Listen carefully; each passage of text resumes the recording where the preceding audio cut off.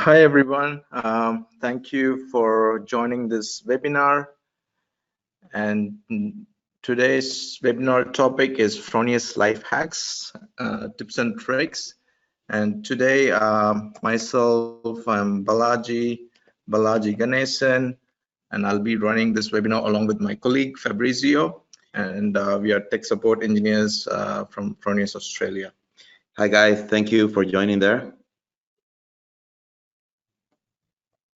And in today's webinar, we'll be covering a few important topics, so which includes installation and best practices for Fronius SnapInverters and some of the common installation errors that can be avoided, and few tips and tricks for commissioning Fronius inverters and the monitoring setup, and as well as how to set up a Fronius smart meter.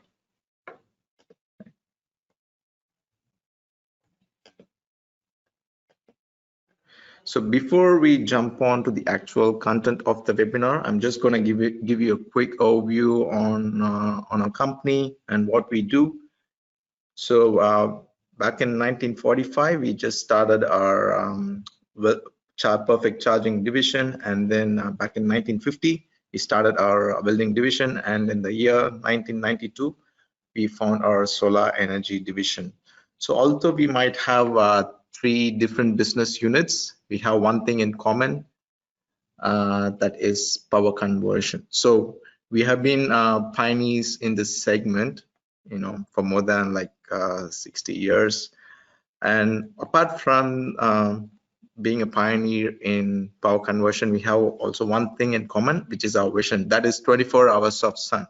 So what does 24 hours of sun actually mean? So let's go into that. So as you can see it from this picture, you can say 24 hours of sun means getting the future source of energy supply through 100% renewables. So which means, as you can see in the picture, so it's integrating all sorts of renewable sources together. You can see a solar PV plant up there, a hydro plant, a wind farm, a hydrogen refueling station and stuff. So it's only possible when we integrate all sorts of renewable energy sources together. And in order to get into this vision and to achieve it, we focus on three key principles, which is the system being flexible and future-proof, the system being reliable, and the energy supply being more optimized. So let's say, for instance, if you talk about system being more flexible and future-proof, it must be able to adapt to your future energy demands. So for example, you must be able to charge your electric vehicles or add a battery storage system later on, and also reliable in sense the energy supply must be up and running all the time, and also the sense of optimization, the energy supply must meet the needs of everyone. And all our products and features that we build at Fronius are based on these three key principles. Now let's move on to the actual webinar content. So we'll see what are the best practices for installing SnapInverters in these forthcoming slides. So this slide is just to give you an overview on our entire SnapInverter range. So SnapInverter range starts with Galvo, which is a transformer-based inverter and single phase, and also Primo, which is 3 to 8 kilowatt, a single phase inverter, and Symo hybrid. And Symo and the Eco, they are 3-phase inverters, but Symo hybrid can support batteries, so we are compatible with BYD batteries at the moment. And also Symo varies from 3 to 20 kilowatt, which can be used both for residential and as well as commercial applications. And for the Ecos, it's largely for commercial applications. And when we talk about our SnapInverters, we always focus on three key features. The system smarter, lighter, and more flexible. Smarter in the sense all our inverters have monitoring capabilities by means of the Datamanager card, which means you can set the system up for online monitoring and see how much you're making out of your PV system. And lighter in the sense our inverters are lighter when compared to the other inverters in the market, and also the SnapInverter design is very good and more flexible. We have two features: Superflex technology and the dynamic peak manager. Superflex technology means you can have a asymmetrical string ratio of 90:10 between the two MPPs, so it's very flexible when it comes to system design. Dynamic peak manager, it's a algorithm that's built within the inverter, which makes the inverter perform better even when there is some homogeneous shading on the roof. And now let's see the general design of the SnapInverter. It's very simple. You have a mounting bracket that sits on the wall, and the inverter just snaps in. That's where we got the name SnapInverter. And the installation process and the procedure is same or similar across the entire SnapInverter range. So on this slide, we'll see and discuss about the inverter location and how it has to be installed. And these pictures are taken from the installation manual.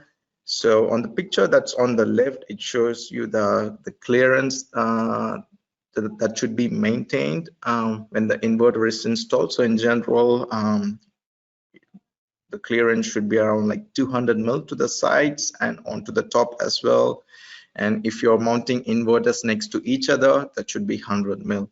And the reason why we have these installation manual, because since the inverters are actively cooled, they require this adequate clearance so that there is enough ventilation around the inverters. And the pictures on the right speaks for themselves, and it can be found on the installation manual. And with the inverter orientation, the picture says what are the directions or the positions that the inverters can be installed and can't be installed. So our inverters can be installed horizontally as well. Horizontally in the sense it can be installed on a rooftop or on a ground level. But always we got to make sure that the inverter is not directly exposed to sunlight, because that could lead to power derating issues, and also it affects the lifespan of the components within the inverter itself. So it's good to not to install the inverters under direct sunlight. And this is something that has to be noted. I know most of our customers they follow this process, but we are just letting you know it's always best to use the recommended torque that's mentioned on the installation manual, and always use a torque screwdriver and make sure that you don't over tighten the screws, because over tightening the screws might at times, depending on which component you're working on, it might damage the components, and as well as it might void the IP rating of the inverter depending on which component you're after. And this is again the SnapInverter housing. On the left you can see the mounting bracket, and then you have the inverter casing, the inverter, and then the front lid of the inverter, and plus comes the DATCOM cover, which is the bottom gray cover. So the mounting bracket sits on the wall, and you just snap in the inverter on the wall. And in this picture, the slide just shows you the SnapInverter housing for small inverters, which we usually mean galvos and the primos.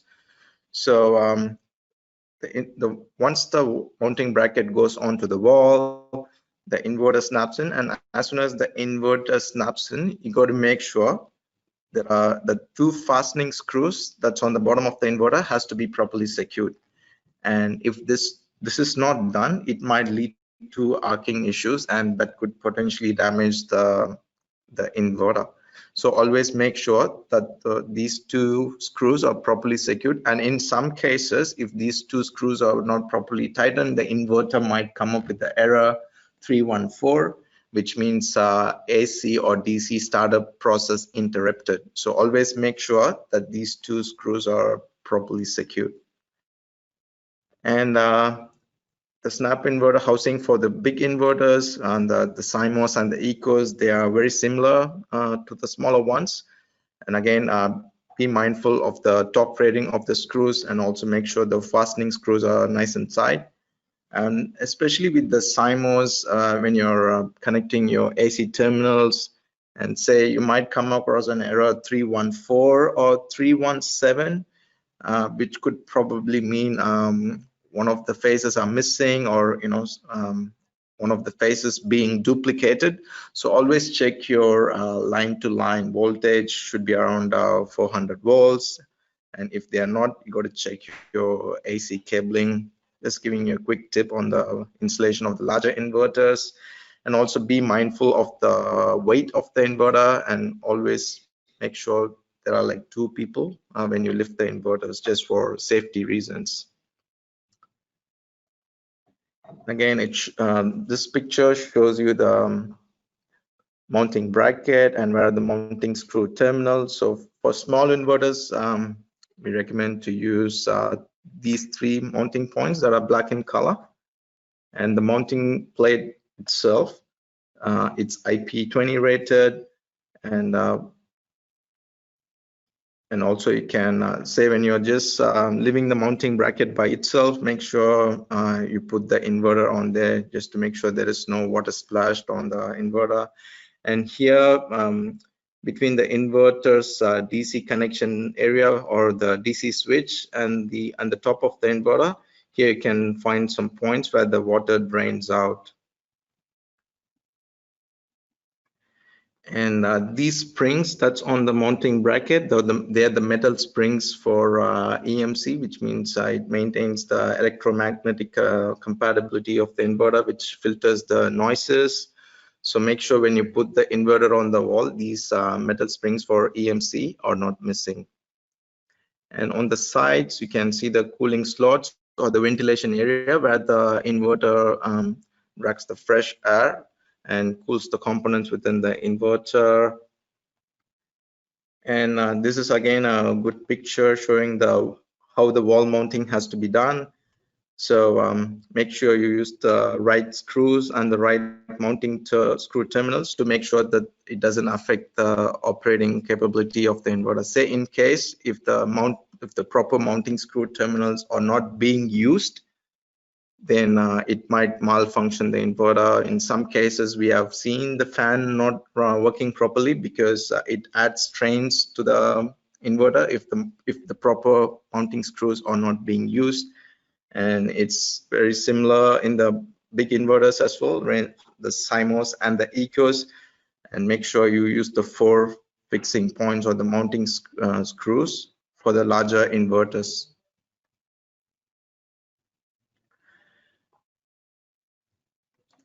And again, this might be a good picture. It just represents the mounting plate dimensions.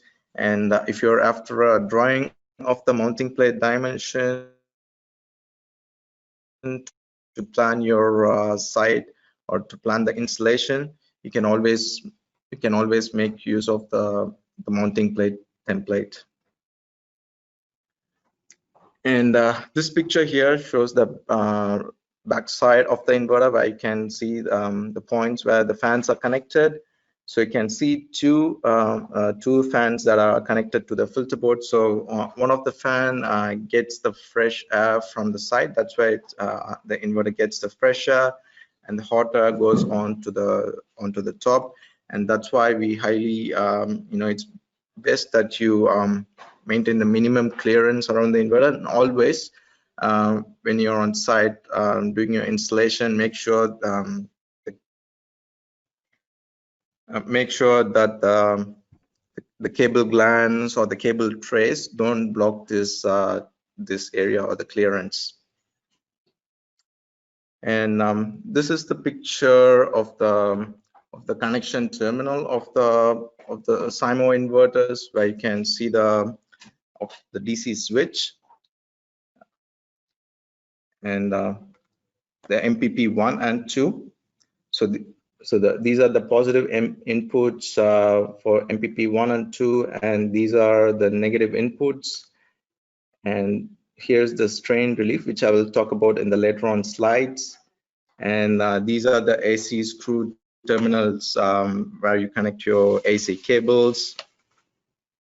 And on the top of the DC switch, you can find the screw terminals for your SPDs, your surge protection devices, where you can just mount right next to the DC switch. There is a DIN rail, and those are the connection points for your SPDs.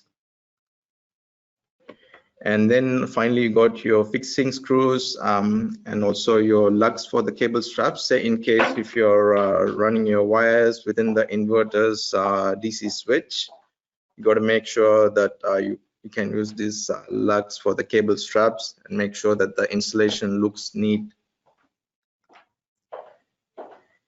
And in this picture, we can see the connection terminal for the eco inverters. And it's very similar to the Symos, but in case of ecos, you have only one MPP. And even though you can see 2 input channels, please don't get confused with that. There are no 2 MPPs. The inverter has just got 1 MPP, and the input 1 and 2. It is just meant for its 2 measuring channels. So that's the DC1 and DC2 inputs. And the ones on the top, they are the provision for the fuse holders. So where you can see those fuse holders, they don't come with the actual fuses. So they're just dummy bolts. So in most of the cases, when you require string fusing, you got to make sure you take the fuse holders off, take off the dummy bolts, and put yours fusing on it.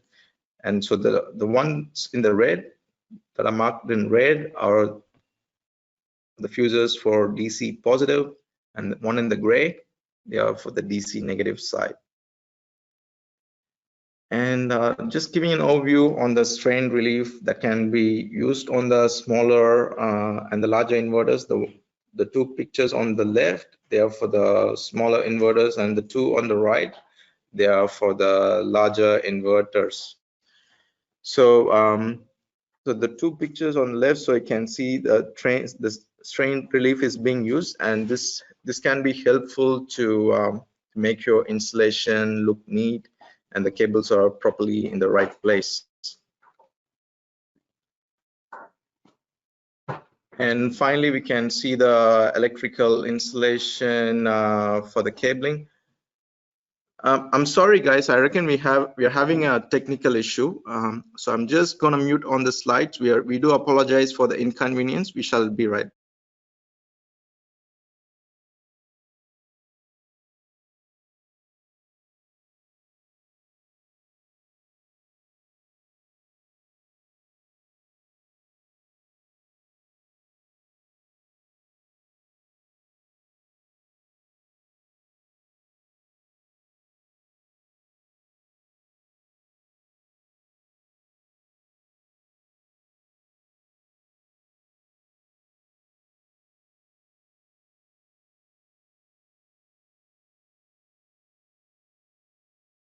Sorry, guys. Thanks for that. So in this slide, we'll be seeing how the proper cabling can be done for your comms. So make sure that the proper penetration points are being used. And again, please be mindful of the torque considerations and the right torque is being used. And always make sure that the cable glands are sealed properly, and seal the cable glands that are not being used using the right sealant. Because if those cable glands or the points, if they are not sealed properly, it might void the IP rating of the inverter, and it might lead to water ingress issues later on.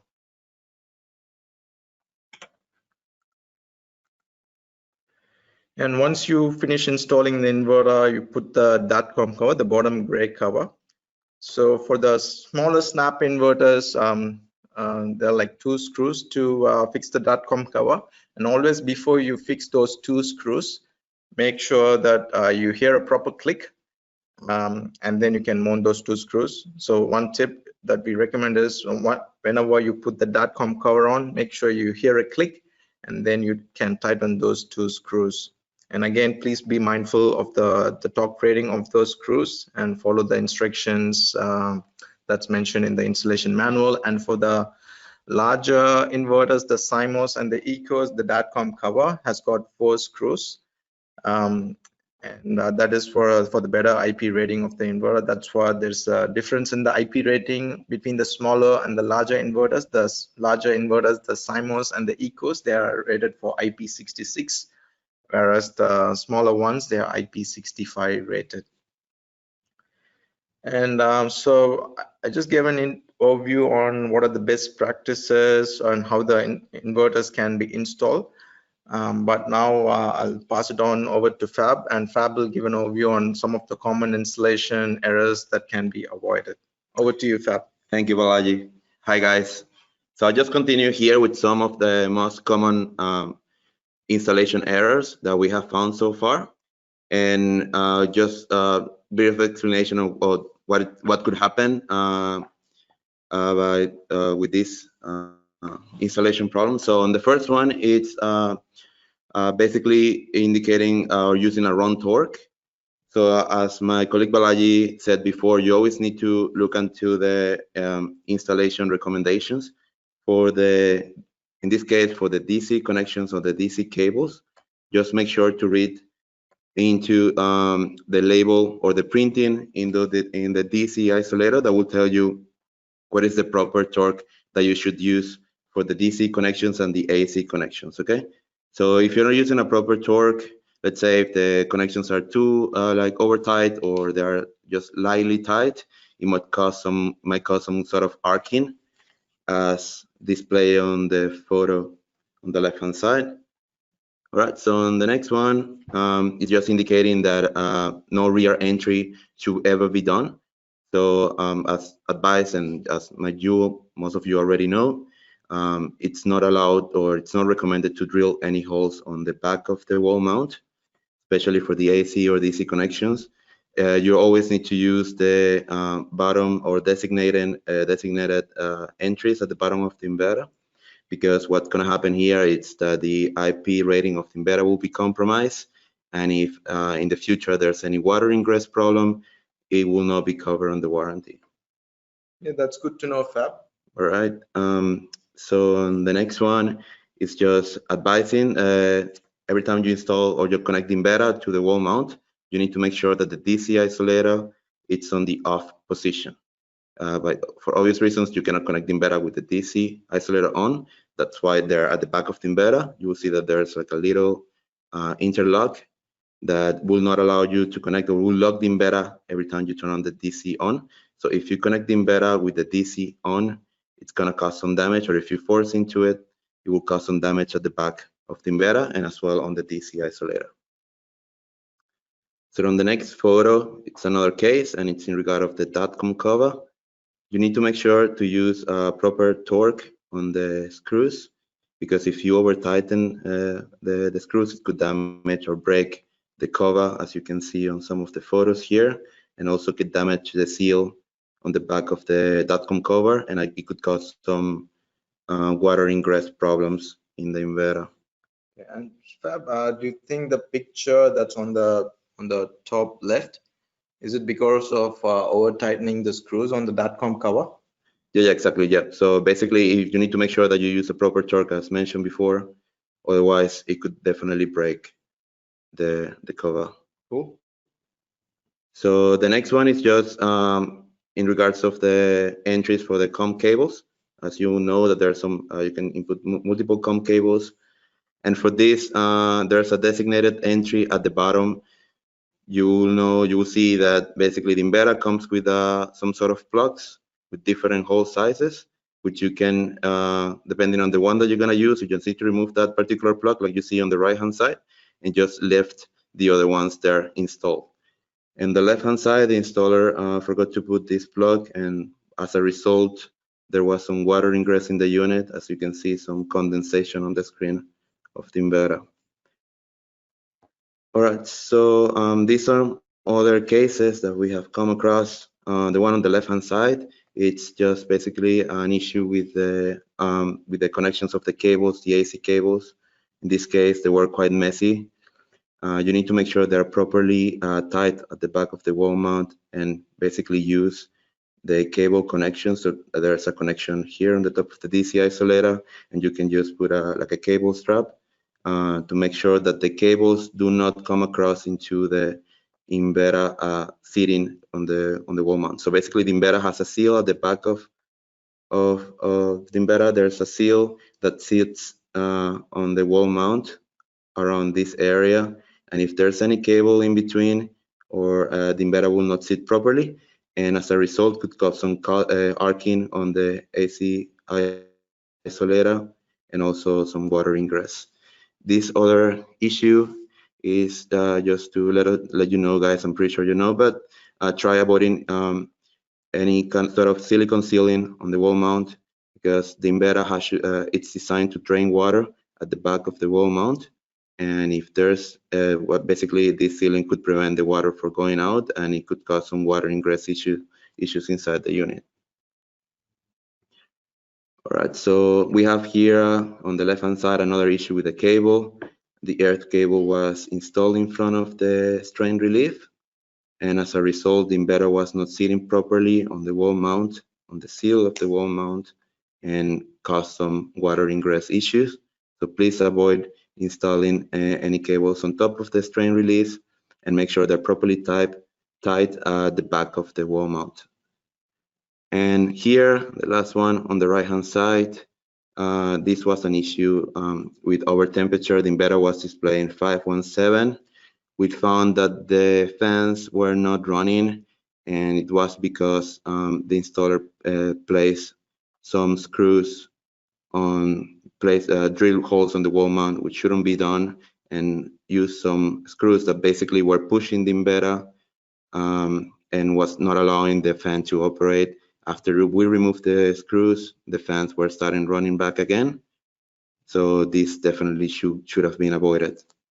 Yeah, that's good to know, Fab, because when the proper mounting screws are not being used, it adds a stress to the inverter, and the inverter will start leaning outwards. And when it does in such way, the fans might not be in the right place, and that affects the functionality of the fan. That's a really good picture. All right. Yeah. Okay, guys. So here's just a brief summary of the points that Balaji discussed previously, or some of the important criteria to take a look at while installing a Fronius inverter. Just making sure that the inverter is properly connected on the wall mount. Also, it's important the location of the mounting bracket, the installation of the wall bracket itself, the installation of the DATCOM cover, the proper torque, the cable fittings, and the DC breaker locking plate. Okay, so here I will continue with some of commissioning and tips and tricks that will help you guys during the installation and commissioning of the inverter. So on the first slide, it will show you the initial wizard, or the startup assistant. Basically, when you start up the inverter for the first time, you will notice that it will ask you for the language, the country, the date, time, and if you want the MPP tracker 2 to be on and off. If by mistake during the initial setup you ended up pressing the third button, like the escape button, it might come with state 482, which is just indicating that the installation has not been completed, the installation setup has not been completed. So you can just easily click on the fourth button to continue with the setup in this case. Also, common issue could be that the inverter might show up state 509, which is just indicating no feeding power, or no feeding or no power in the last 24 hours, and which is makes sense for a new inverter. You just need to make sure that the DC isolator is turned on, all right, and then just acknowledge the error by clicking on the enter button.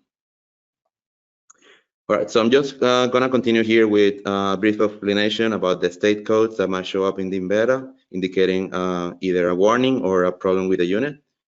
So the way we classified the error codes or the state codes is by the first number on the state code. So let's say if the state code starts with a number 1, it's just it's related to the AC grid. Like for example, 102, which is high grid voltage, or 107, no AC grid. State code starting with 3 is just a temporary error. They get auto-corrected. Okay. So yeah, so in case, for example, low DC voltage at 307, it could happen early in the morning. Or in case the error is permanently showing on the screen of the inverter, that's when you guys have to troubleshoot. But they should, in most of the times, they just automatically correct it. State number 4, it could be indicate a problem with the unit or external problem with the installation. Like for example, 475, which is an earth fault or installation issue. In these cases, it's important to troubleshoot to solve the problem. All right, and then state 5 is just a warning message indicating that either a setting has been applied or just indicating just a sort of warning. Let's say, for example, state 567 is just indicating that the volt dependent power reduction has been activated. And then state 6 or 7, they're just related to the software or the controlling board, the reservoir board. I'm just going to show here some of the hidden menu access codes that could help you on site to troubleshoot some of the most issues that you might find here. So the first one is this error code would you see on the screen will allow you to reset the startup settings, the basic settings that you see when you start up the inverter for the first time. The next code, 12321, it would allow you to lock the setup menu on the screen of the inverter, which it's recommended for sites where the inverter is exposed to a general public, so nobody could be able to change any settings on the inverter. This third error code is the error counter. It will allow you to basically check all the error codes or set codes that the inverter has recorded, showing the errors that is happening today, the last day, or in total. Okay. And Fab, that error code, the previous one. So in case if the system is not online on SolarWeb or if it's lost its online monitoring capability, they can make use of this error code here just to know exactly what are the history of error codes on the inverter. So correct. That's 37767. Yeah. Exactly. Yeah. So this is quite important. If the inverter is not connected to the internet, you can always check the errors that the inverter is recorded. All right. So the next access code is to reload the country setup in case you miss loading the correct country setup during the original setup. This is the access code that you need. The next one is the basic menu. This access code would allow you to change some of the basic parameters in the inverter, and most commonly used in regards of the second MPP tracker. You can, with this code, you can turn it off and on.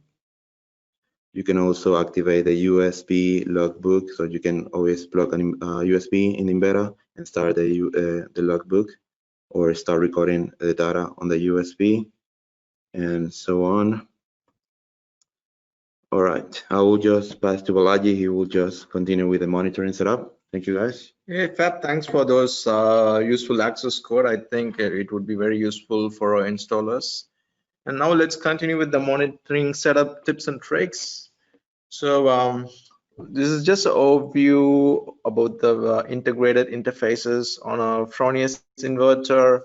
So you can see those two RJ45 plugs connected just to the inverter's display board, which is called the reservoir.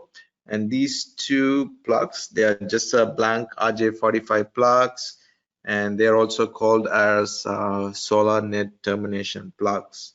And everyone, please be aware, these two plugs, they might be very small, but they play a big part in the monitoring setup. In case if any one of these two plugs are missing, you won't be able to activate the Wi-Fi access point, or in case of a system that's online, and say if one of these plugs are not working properly, or if they are removed, the system might go offline on SolarWeb. So it's very important. And then you got the inverter's USB port by which you can do some event logging and also run a software update on the inverter. And then finally, you got the the normally open and the normally closed relay, which can be used for energy management functions. And then you got the data manager card, which is responsible for communicating the data from the inverter to the solar web server. And also on the data manager card, you can see a Wi-Fi antenna and the LAN port. So that's just an overview on the different interfaces on the inverter. And with the default data manager card on the inverter, you will just be able to monitor the generation of the inverter, how much the inverter is producing. But in case if you would like to monitor how much the consumption is on site or how much is exported to the grid, you will need to use a Fronius smart meter. So I'll take you through the different types of smart meter pretty quickly.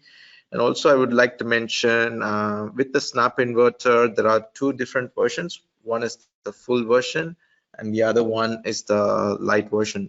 And the only difference between the full version and the light version is that the full version comes with the data manager card, whereas the light version doesn't. And the different types of smart meters, so we got the 63 amp single phase and 3-phase, which are mostly used in residential applications.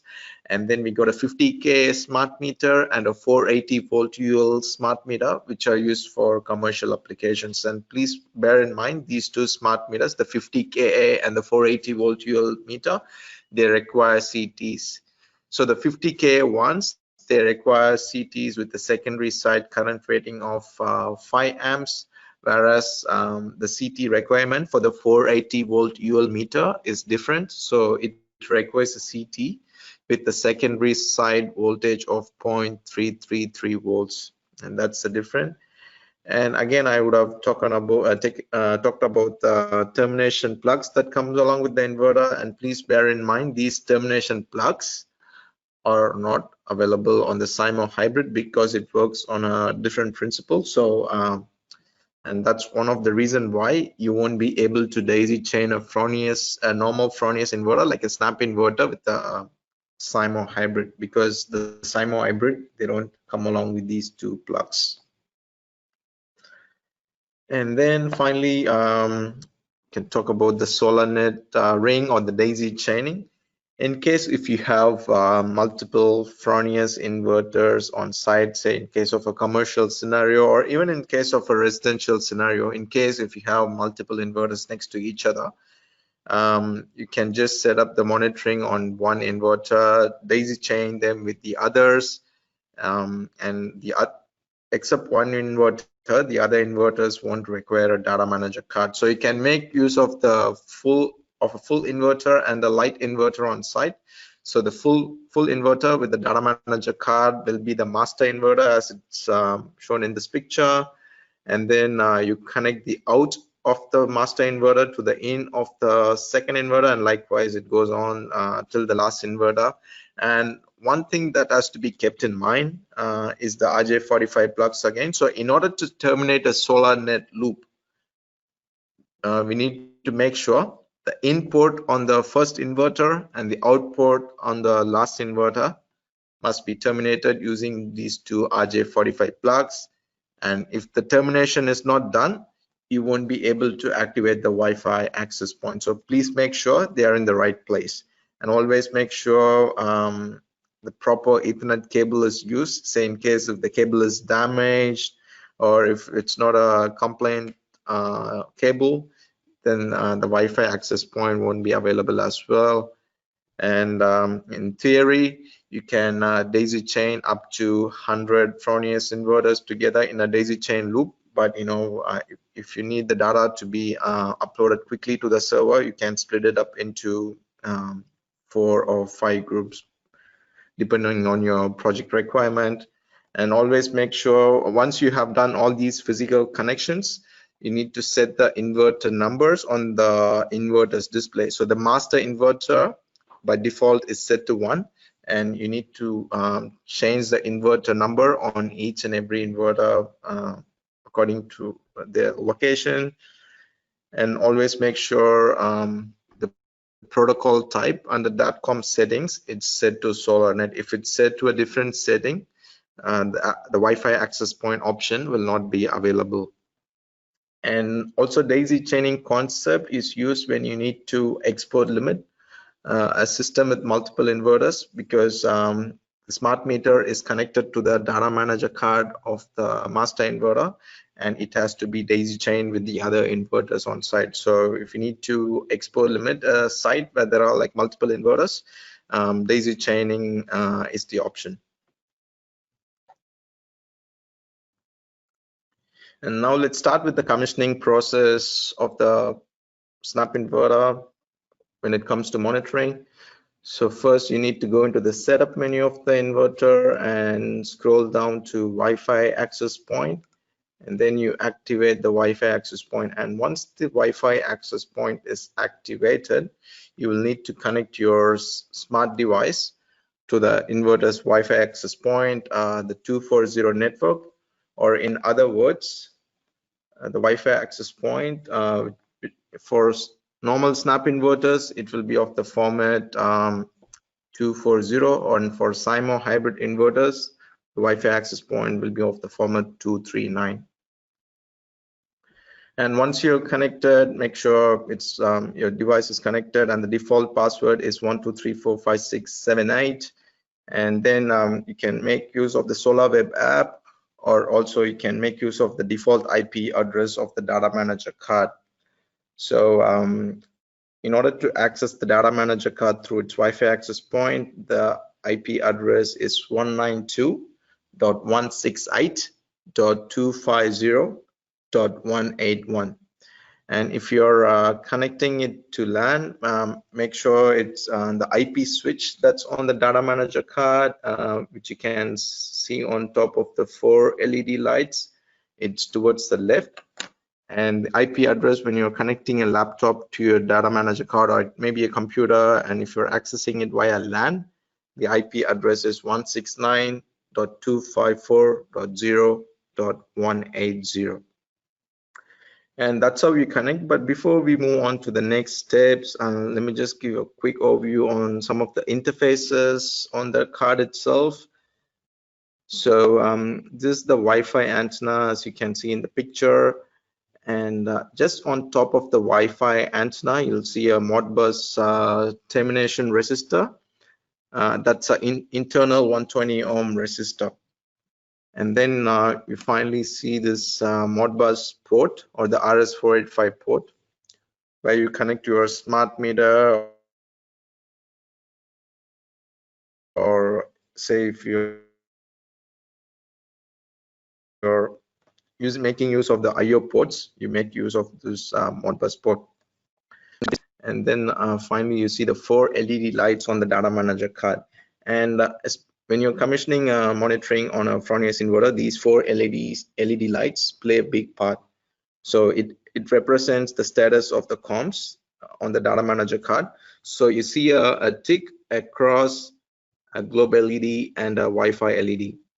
So the cross LED represents the status of the solar net termination. So in case if there is something wrong with the reservoir, or if one of the 2 solar net termination plugs are missing, the cross LED that's on the top right corner will be flashing red. And in case if there is a hardware or a software failure within the data manager card itself, the tick LED will be red. And likewise, we finally come to the globe LED, which is most important. So when you're setting up the monitoring, and once you establish the connection with the customer's Wi-Fi network or LAN network, the globe LED must be green. And in case if the globe LED is red, which means the data manager card doesn't have a proper internet source, and it's not going to send any data to the SolarWeb server. So it's very important. Once you set up the monitoring on your data manager card, and if you need to double check if it's communicating the data to the server, you got to make sure that the globe LED is green. And likewise, when the Wi-Fi access point is active on the inverter, the top left LED, the Wi-Fi LED will be green. So those are the 4 points, and that's what those LEDs represent on the data manager card. And commissioning of the data manager card, there are like two different steps. You have the Solar Web Wizard and the Technician Wizard. And for general monitoring setup, you just make use of the Solar Web Wizard, and it includes the general setting, the network setup, the connection, the network status, and the password settings as well. And now let's see what's included in the Solar Web Wizard. So let's jump on to the network setup during the connection process. So whenever you're using the customer's Wi-Fi network to connect to the data manager card, make sure that this option is chosen, which is internet via LAN or solar web via LAN. And once you set the customer's password, you can select configure WLAN and make sure that there is a host name mentioned there. So you choose the customer's network, hit on set, and you click on set, enter the customer's password, Wi-Fi network's password, and then just make sure that you have a host name assigned to your data manager card. If there is no host name for it, then the system might not communicate any data to the server. And make sure you enter the right Wi-Fi password. And in case of any commercial systems, you might need to change the settings, the IP settings on the data manager card from a dynamic IP to a static IP due to the firewall restrictions that the commercial site might have. And once the monitoring is set up, once you go past the network setup page, you reach the network status page, where you can see the availability of the network, and it will ask you to connect to the customer's network just to establish the connection. And once it's connected, you can see the availability of the network as yes, and you can continue the visit by clicking on the hyperlinked IP address that's on the network status page. And on the technician wizard, you can get access to different settings of on the data manager card, like the smart meter settings, the IO mapping, or in case of a Symo hybrid inverter, you can also see the emergency power settings or the energy management settings. And then you can also set the export limit settings on the technician wizard. And now Fab will give you a quick overview on what we call the Fronius life hacks, which will make the life easier for all the installers and customers using our products. Over to you, Fab. Thank you, Balaji. All right, guys. So I'm just going to continue here with some of the most commonly asked questions in our tech support line. And I'm just going to give you basically some tricks that would allow you to successfully continue and complete the monitoring setup on your Fronius inverter. So one of the most asked questions as well is this one. The first one is the Wi-Fi access point is not available. So as Balaji explained before, if you ever get this message, the first thing that I would ask you to check is whether the two termination plugs are present on the SolarNet ports. So you will see that at the bottom of the inverter, just below the display, there will be an in and out termination plugs for the SolarNet connections, which basically are used for during the daisy chaining. Just make sure that if there's only one inverter installed, that you are connecting the two plugs on their in and out. If any of them are missing, the SolarNet will be open and the Wi-Fi access point will not be available. Now, also, I will ask you to check whether the data manager card is on master. So you will see that on the data manager card, there will be a little switch that has to be on master for the master inverter, or if there's only one inverter, will be a master as well. And if there are multiple inverters into a master-slave combination or a daisy chain, and if there's a data manager card on any of the slave inverters, the data manager card has to be on slave. Also, this is another trick. I will ask you to check the protocol type. The protocol type has to be on SolarNet. The way to check it is basically on the screen of the inverter. You just need to go to setup, DATCOM, and then DATCOM, and make sure that it's on SolarNet. And yep, is the default setting, is the default DATCOM setting set to SolarNet? Yeah. So by default, it's on SolarNet, but just in case there's any changes or somebody was playing on the screen, it's better to make sure that that it's on SolarNet.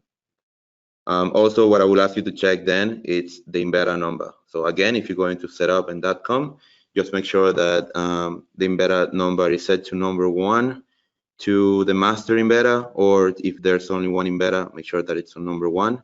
And if there's any multiple inverters connected on a daisy chain, make sure that each of the other slave inverters are onto a different number. Let's say 2, 02, 03, 04, and so on.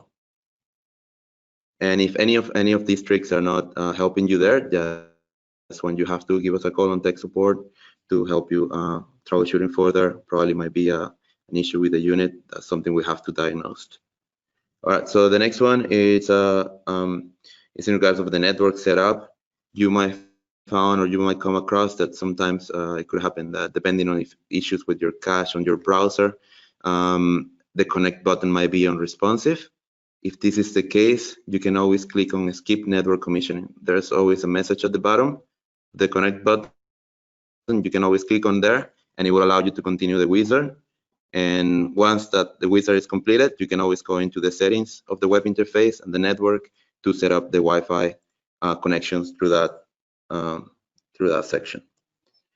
Another common question, let's say you are connecting through the wizard to the WLAN or connecting to the inverter, but it happens that you input the wrong password or there's no, like the Wi-Fi signal is not strong enough, and you might get the message that internet available is no.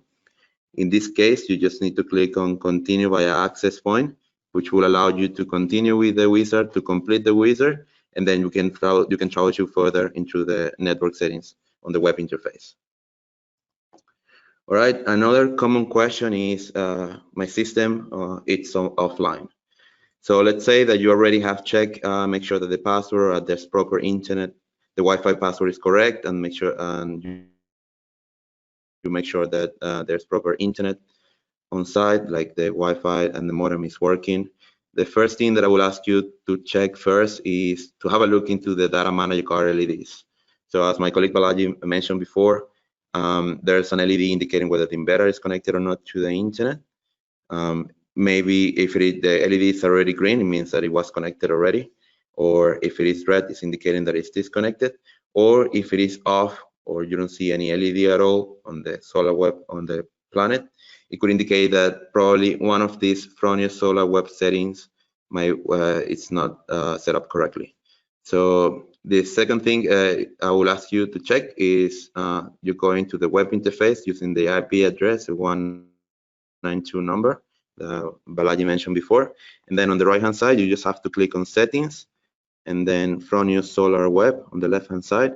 You just need to make sure always, this is a good practice before leaving the site, make sure that these questions are ticked on yes. So send service messages to Fronius solar web has to be on yes, and send real-time data has to be on yes, and as well send archive data has to be set to hourly.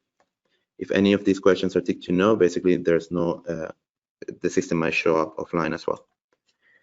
All right, so other settings that I will ask you to check is going to the network settings on the left hand side. You click on network settings, make sure that internet is selected by a WLAN. Okay. Also, I will ask you to scroll down into the WLAN settings and to click on configure WLAN and IP, and to make sure that the IP address configuration is set to dynamic. All right. So sometimes if there is a commercial site where there's some firewall restrictions, that's when you get to use the static IP address, and an IP address that an IT technician on site might assign for this connection. Otherwise, if it is just a residential site, the most convenient way is just to leave it on dynamic, make sure it's on dynamic. If you leave it on static, it's just gonna grab a wrong IP address and the modem on site could have a different configuration. Also, it's important to make sure that there's a host name under this section. If it is blank, you just put any name on it so the inverter can connect to the network, and then just click OK. And basically then you just need to select the network again and then click on set, and it will come up with a little window asking you to input the Wi-Fi password, in which you can better click on the little check to make sure that you're putting the correct password. Then you have to click on save and then just hit the tick. Other settings that I will ask you to check is whether the INVERTER, if the system is still offline, I will ask you just to go into system information on the right-hand side, okay, and check on the WLAN interfaces. If you don't see any IP address, if this is blank on the WLAN interfaces, that means that the INVERTER didn't got connected to the modem. Could be that the Wi-Fi password was wrong or there's a weak Wi-Fi signal. Now, if you see an IP address and it was set to dynamic, it means that the INVERTER got connected to the modem, but it's still not connected to the server, which means that there's a possible firewall restriction. In this case, you just have to go into the settings of the modem and just change the firewall restriction, probably to reduce the firewall setting. Another good technique is that I will also check on site is I will ask the customer or the installer to connect his phone to the customer's Wi-Fi and check under the Wi-Fi settings the IP address, and then you can compare the IP address that is showing on your phone to the IP address that might display on the system information, just to make sure that they are on the correct settings. In case that the Datamanager got an incorrect IP address, you can just use the one that the phone is getting connected to, the IP address, and just input it as a static IP address. All right, another trick or a life hack is if by any chance during the commissioning, especially through the technician wizard, any of the forward or back buttons are unresponsive, you can always use this link to reset the wizard. So you just connect to the Wi-Fi access point and then just copy and paste this link into a browser, and it will allow you to restart the wizard again. But in this time, try going through the SolarWeb wizard. Another common issue is no archive data on SolarWeb. So this is something that I will recommend you guys to check before leaving the site. Okay, sometimes on SolarWeb, it might show only the current data, but no the archive data or the energy balance data. So the tricks that I will advise you to check in this case is just make sure the wizard is always completed. All right. Also check the date and time. Make sure that if you go into general, make sure that the time and the date are correct, as well as the time zone. And also to check the Fronius SolarWeb settings, as I mentioned before. And if the INVERTER is online, you just need to run a software update on the Datamanager card. All right, Balaji. Yeah, thanks, Fab. Guys, in the forthcoming slides, we'll run through on how to commission the Fronius smart meter and few installation tips. So in this slide, we'll see what are the tips on wiring side of things, the Modbus wiring. Always follow the AS3000 standard and the guidelines mentioned in it when you install the smart meter. Make sure you use a Clipsol CBus rated Cat5 or Cat6 cable, or the shielded Cat5 or Cat6 for the Modbus wiring, and the maximum distance between the Fronius smart meter and the Datamanager card can be up to 1,000 meters. And also make sure that you use the right torque for the connection screws. Say in case if you over tighten the screws, or if you're not using a torque screwdriver, that might damage the screw terminal on the smart meter and it might be faulty. So make sure you use the right torque. And in order to activate or in order to commission a smart meter, connect your smart device to the inverter's Wi-Fi access point and use the following IP address. And you can either choose technician wizard, or you can complete the SolarWeb wizard and then you can move on to the settings. But let's go through to the technician wizard. And once you're on this wizard, and in order to activate the smart meter, there's one step that has to be followed. Make sure that the password has been set for the service settings. So when you go to the password section, there will be a username called service, and make sure that you have a service password set in order to get into the meter settings. So when you go to meter, you go to choose Fronius smart meter, and then click on settings. And as soon as you click on settings, make sure it's set into feed-in point, and then the system tries to activate the meter, and it should provide data soon. Once the meter is activated, it will show you the live power consumption values. And in case if the smart meter is not detected, measured the resistance across 33 and 34 on the smart meter, and in case of a three-phase, measure it across A and B, and it should be close to 60 ohms. And when you take this measurement, the smart meter shouldn't be powered up because the AC voltage will interfere with the resistance value. So make sure that the smart meter is disconnected from the AC. And also you can put the Datamanager card's master slave switch to slave position when you're taking this measurement. And the reason why it's 60 ohms is because there is a 120 ohm resistor on the Datamanager which is inbuilt, and the 120 ohm resistor on the smart meter which you're connecting across 33 and 34. And when these two terminals are connected, and they are in parallel, and when it's in parallel, the resistance is half of its value. That's why you get the value 60 ohms. But in case if there are no issues with the comms wiring, and if it seems to be all right, just do a master slave switch reset, and also make sure that the software on the Datamanager card is up to date, and it should pick up the meter straight away. So I think I mentioned all those steps in the previous slides, but it's good to check all these points again. Check if the 120 ohm resistor is connected across 33 and 34 on the smart meter. Check if the cable is not being broken, and yeah, those are the checks that you can do when you're on site. And the copy of this presentation is available on the webinar tool itself, and you can download some of the most commonly used quick guides from the same tool. And now let's go on to how the export limit is set on the inverter. So you need, once the smart meter is activated, you need to go into the DNO editor, and on DNO editor you set the limit for entire system, and on the first row you need to enter the total DC power that's connected to the system, and on the second row you need to enter the export limit value that you're allowed to export, and you have an option to choose between watts and percentage. So always choose watts, that's much more preferred. And once you make all those settings, click on the tick, and finally make sure that the controlling priority for the dynamic power reduction has been set to number 1, and only then your export limit is going to be working under priority. So always make sure when there is export limit on your system, make sure that the dynamic power reduction has been set to number 1.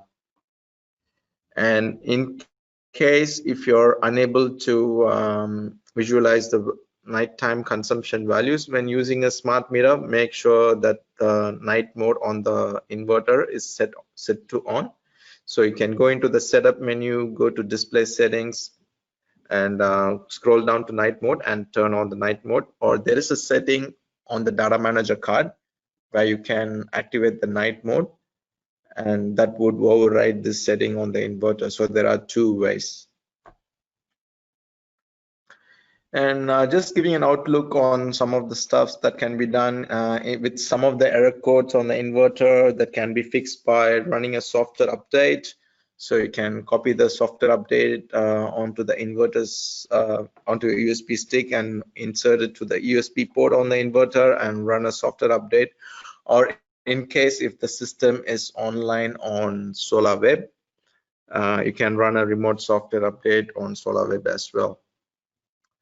And if you're on site, and in case if you need to be independent, you can make use of our Solar Online support tool, which we are actively promoting these days, because you can make use of this tool and you can troubleshoot all your systems. In case if you have an error code, you just create an SOS account, and once you have an account, you select your product type, enter the error code that's on the inverter, and follow the troubleshooting steps. And in case if you think it could be a hardware issue on the inverter, you can request for a inverter exchange right from the SOS tool, so that you don't need to call tech support if you need to lodge service cases.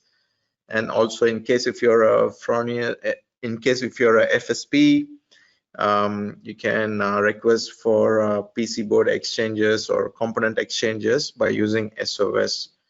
So, and when you use SOS, the response time is really quick, rather than an email or a phone call. The response time through SOS is really quick. And just giving an outlook on the next generation of inverters that's planned to be available in the market. So that's the Primo Gen 24 and as well as the Symo Gen 24, but we'll start with the Primo Gen 24, and it's planned to be available in the market by Q3 this year. And also following that, we'll have the Symo Gen 24, it's 6 to 10 kilowatts, 3-phase hybrid inverter, which will be compatible with BYD batteries. And for the Primo Gen 24, the power classes ranging from 3 to 6 kilowatt. And again, it's a single phase inverter. So we're more than happy to stay for a few more minutes to answer to all your questions. And once again, thank you for joining this webinar. And just want to give a few quick points about this webinar. The copy of the presentation is available in the webinar tool. And also this webinar is valid for 40 CPD points. And your activity would have been monitored in the software. So if you are really active during the webinar and your percentage of being active is really high, you will be given those 40 CPD points. And that's pretty much it. So I'm like 24 hours of sun. How about you? And we'll stay till the end of the webinar to answer a few more questions, but we'll just mute the audio and try to answer your questions on writing, or we can answer it to you in the audio as well. Feel free to ask any questions. We are there for the next 20 minutes. Thank you very much, guys. Thank you for joining this webinar, and hope that was informative and useful and help you install our inverters in a better way. Thank you so much. Thank you, guys. Have a nice day.